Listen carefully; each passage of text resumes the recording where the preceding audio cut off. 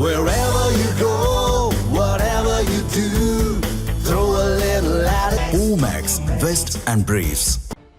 இந்தியாவின் பிரபல தொழிலதிபரும் மறைந்த தொழில்துறை வல்லுநருமான திருபாய் அம்பானியின் இளைய மகனான அனில் அம்பானி கடந்த காலத்தில் மிக பெரும் வணிக பேரரசை கட்டி ஆண்டவர் என்பது நாடறிந்த உண்மை.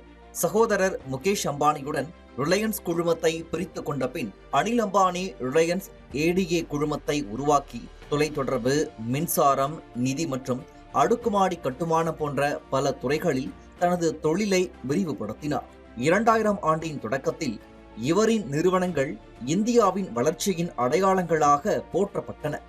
ஆனால் கடந்த ஒரு சதாப்தத்தில் கடன் சுமை, போட்டி மனப்பான்மை மற்றும் நிர்வாக சிக்கல்களால் பல்வேறு பிரச்சனைகளை சந்தித்த அனில் அம்பானியின் வணிக பேரரசு தற்போது வீழ்ச்சியின் விளிம்பில் தத்தளித்துக் கொண்டிருப்பதை அண்மையில் வெளியான பல்வேறு செய்திகள் வெளிச்சமிட்டு காட்டியுள்ளன. பல பண மோசடி குற்றச்சாட்டுகளாலும் சொத்து பறிமுதல் நடவடிக்கைகளாலும் அனில் அம்பானி மற்றும் அவரது நிறுவனங்கள் தீவிர விசாரணை வளையத்திற்குள் கொண்டு வரப்பட்டுள்ளன. இதனால் கடும் நிதி மற்றும் சட்ட நெருக்கடிகளை அனில் அம்பானி தலைமையிலான நிர்வாகம் எதிர்கொண்டு வருகிறது. அனில் அம்பானி எதிர்கொண்டு வரும் இந்த சரிவு அவரது தாய் நிறுவனமான ரிலையன்ஸ் கம்யூனிகேஷன்ஸ் நிறுவனத்தில் இருந்தே தொடங்கியது. கடன் சுமையில் சிக்கிய அந்த நிறுவனம் முற்றிலுமாக வீழ்ச்சியை சந்தித்த நிலையில் அந்த நிறுவனம் 14,000 கோடி ரூபாய்க்கு மேல் கடன் மோசடி செய்துள்ளதாக பல வங்கிகள் குற்றச்சாட்டை முன்வைத்தன. குறிப்பாக ஸ்டேட் பேங்க் ஆஃப் இந்தியா மற்றும் பேங்க் ஆஃப் இந்தியா ஆகிய வங்கிகள் ஆர்காம் நிறுவனத்தின் கடன் கணக்குகளை மோசடி என வகைப்படுத்தின.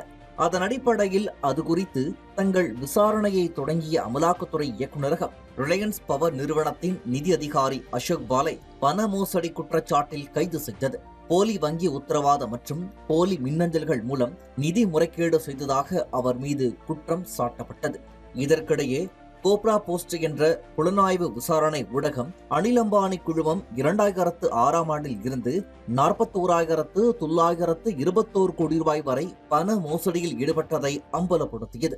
இந்த தொகையின் ஒரு பகுதி வரி தவிர்ப்பு முறையை கையாளும் வெளிநாடுகளில் உள்ள நிறுவனங்கள் வழியாக கைமாற்றப்பட்டதையும் அந்த ஊடகம் விவரித்திருந்தது. இது அமலாக்கத்துறை விசாரணையில் பெரும் திருப்பு முனையாக அமைந்தது.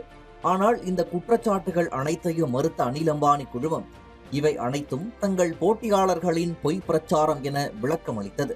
இருப்பினும் தீவிரமடைந்த அமலாக்கத்துறை விசாரணையின் விளைவாக மும்பை, டெல்லி உள்ளிட்ட நகரங்களில் இருந்த அனில் அம்பானிக்கு சொந்தமான 40க்கும் மேற்பட்ட சொத்துக்கள் பறிமுதல் செய்யப்பட்டன.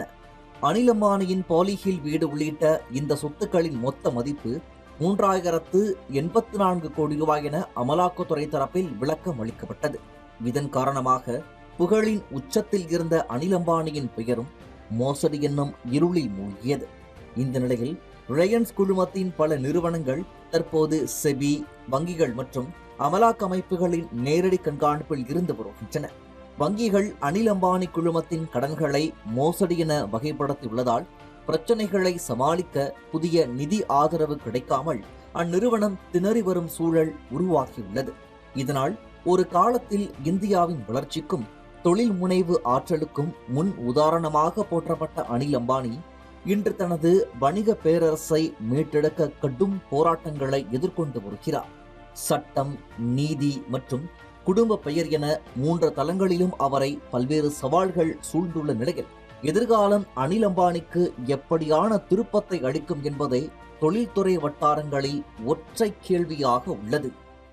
Wherever you go, whatever you do, throw a little at it. Omax, Vest and Briefs.